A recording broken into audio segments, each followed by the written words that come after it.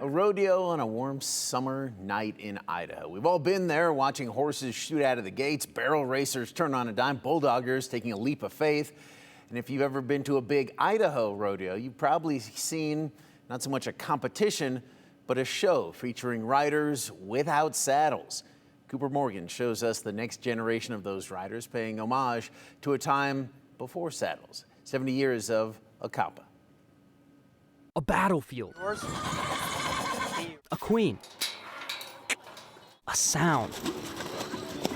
And a rider chasing her queen. I haven't jumped in years. But Ava Reidlinger isn't in a battle, even if it feels like it. Bareback, you have to really squeeze with your thighs and kind of knees.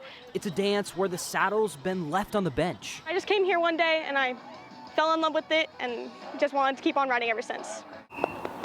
Her partner, Phoenix. He's a little bit more crazy than I would expect with my other horse. He's a good mirror for her. They especially feed off yours, so if you're happy, they're joyful. But if you're kind of mad or sad, they just feed off of that. Because Ava's never been short on giddy up. You're gonna have to turn and burn. Turn and burn? That's literally what we say, because you have to come here, and then at the end jump, you're just jumping the end.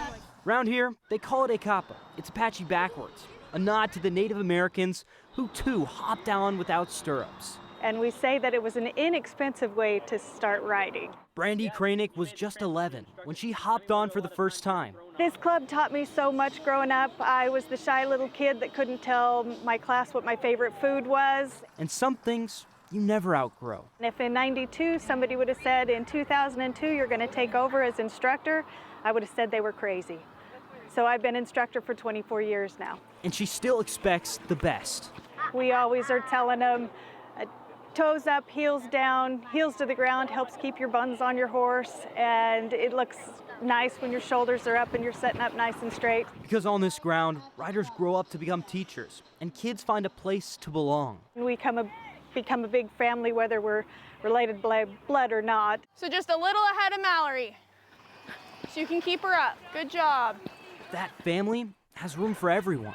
We have kids ages 8 to 19, and they're all different skill levels, and sometimes they're bringing new horses in that aren't quite ready to come in and lope it right away. Cheating on the trotting. She loves to do her little lope. So a lope is a 3-beat gait, so compared to the trot, which is a 2-beat diagonal. But that's really horse nerdy of me right there. But nerdy doesn't describe what's being built on this dirt, and the dirt beyond. We have traveled all over from Columbus, Ohio, Quesnel, British Columbia, Salinas, California. Some kids outgrow EhCapa.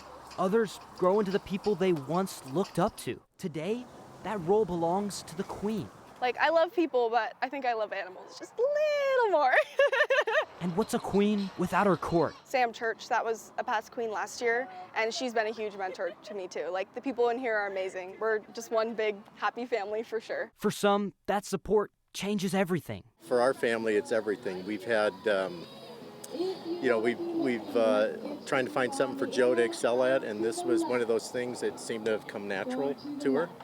And once she got on that horse, she took off, her confidence built. Just ask Ava. I was pretty terrified, but you know what? You gotta live, you gotta learn, and I did both, and it was amazing. She's learning the same lessons Brandy and JoJo did. It's a little bit nerve-wracking, because sometimes I can be pretty stupid and just do some really fun things, but then I'm the aftermath is pretty fun. Because every queen eventually leaves the front of the drill. Someone else has to take her place. That's how a tradition lasts 70 years and keeps riding into 71. They'll celebrate that 70-year ride at a reunion August 1st at Birch Arena in Nampa with old queens, new riders, and a lot of stories in between. And you can attend. We'll link that in our full story at ktvb.com. That is absolutely awesome. I remember those riders at numerous Snake River Stampedes that I went to. They'll turn all the arena lights off, and then they'll just be wearing lights themselves, and you'll see them running around and jumping, even forget about a saddle, without hands, jumping on a horse. No thanks. But I'm glad y'all are doing it. Quite impressive. Cooper, thank you.